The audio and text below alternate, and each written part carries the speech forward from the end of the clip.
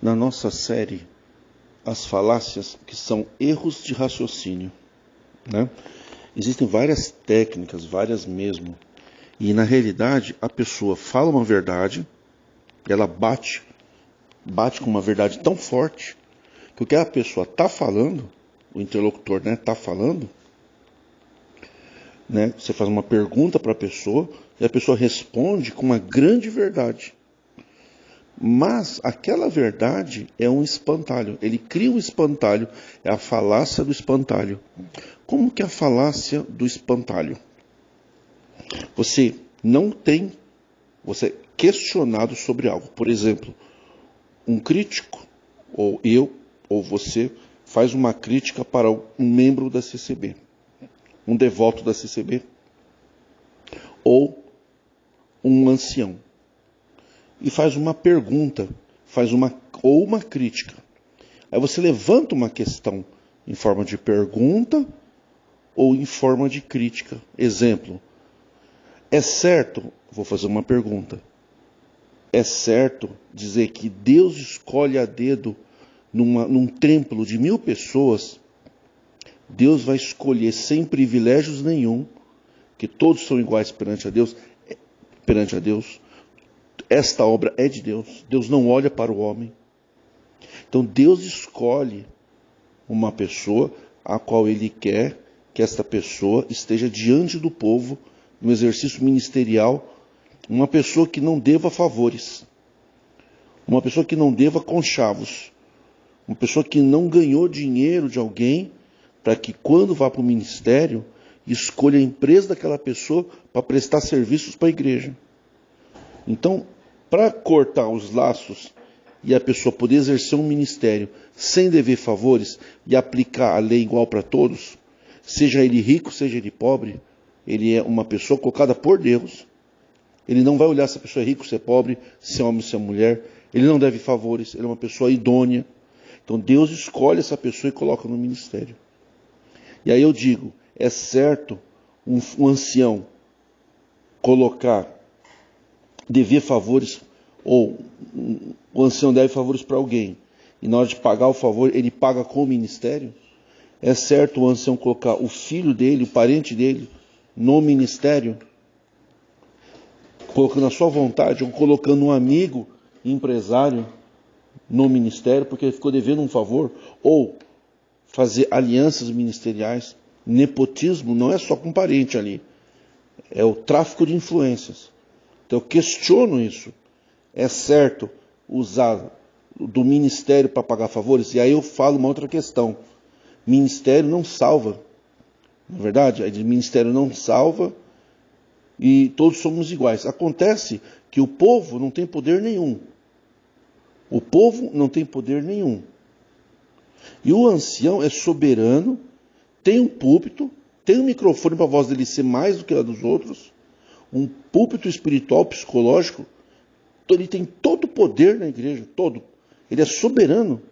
Ele toma decisões, ele corta a liberdade. Então, ele tem... É todo igual. Então, ter ministério não é uma honra, é quem Deus coloca.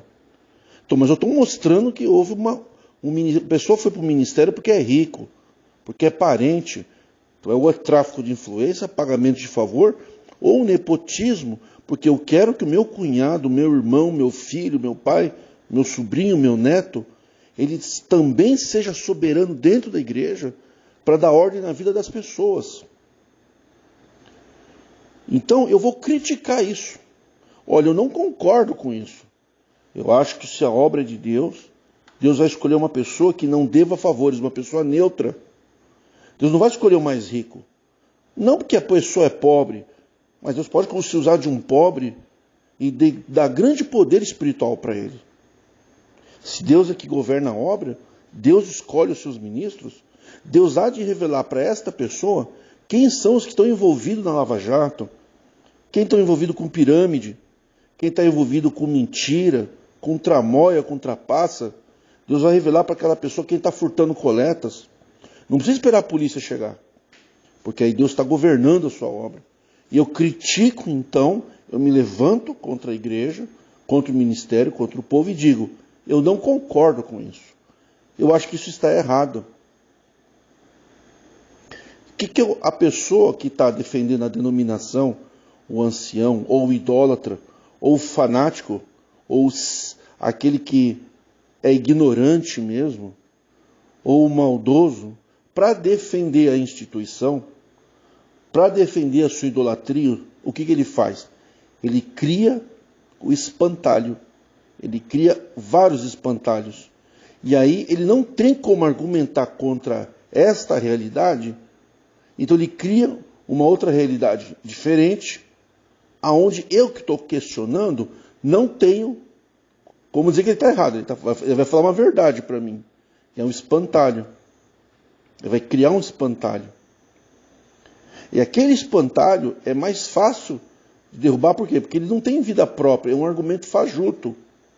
Então ele cria um argumento e ele começa a debater aquele argumento que ele criou. Ele criou uma falácia do espantalho. Ele cria um espantalho e começa a surrar o espantalho. Porque o espantalho não tem vida própria para debater, ele não é inteligente. Ele é um problema inventado, ele não é um problema real. Isso é a falácia do espantalho. Então, ao invés de ele combater o meu argumento, ele começa a combater o espantalho. Exemplo, olha, o nepotismo está errado. Aí vem o idólatra, né? O neofariseu. O neofariseu é o que transformou a doutrina de Jesus em sacerdócio do Velho Testamento. O fariseu é a doutrina de Moisés e o neofariseu, ele transformou Jesus em Moisés. Então nós temos um monte de sacerdote dentro da igreja. Ninguém cuida da sua própria vida. É o ministério que cuida da tua vida em nome de Jesus. Isso é o neofarisaísmo. Então, o neofariseu, ele vai falar o que para você? Olha, ao invés de você estar criticando o ministério, por que você não vai orar? Por que você não vai pregar para os doentes? Jesus nos chamou não para ficar olhando o erro dos outros.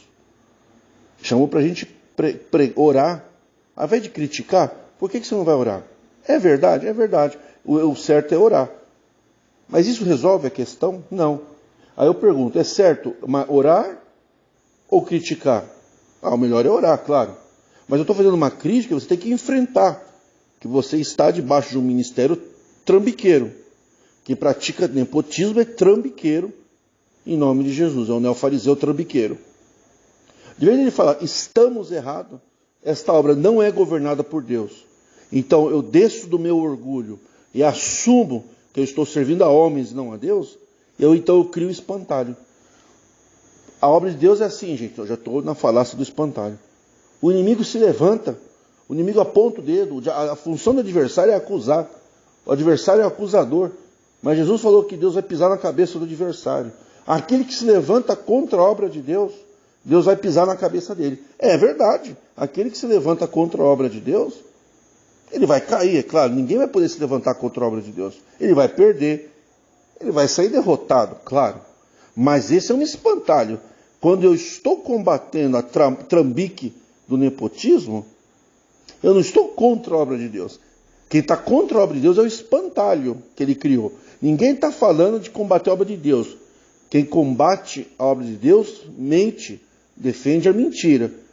Quem é a favor do reino de Deus, ele é a favor da verdade. Quando você critica algo que é em nome de Deus uma grande mentira, uma grande farsa, você está lutando pelo reino de Deus. Você não está contra o reino de Deus. Criticar a congregação não é combater o reino de Deus. É combater a congregação que diz que o seu poder soberano de ancião é guiado por Deus. Eu estou falando que não é. Então eu estou combatendo contra o mal. Eu não estou combatendo contra Deus. Então a falácia do espantalho é criar um Jesus do lado e colocar. Você está combatendo Jesus. Não estou combatendo Jesus, estou combatendo a CCB. Mas a CCB é de Jesus. Aí você começa a debater outros temas. E aí você começa a combater o dono dessa obra. A obra tem dono. No tempo certo ele fará a obra. E aí eu estou me colocando contra Jesus. Nessa situação, Jesus torna-se um espantalho. Você está criticando a obra de Deus.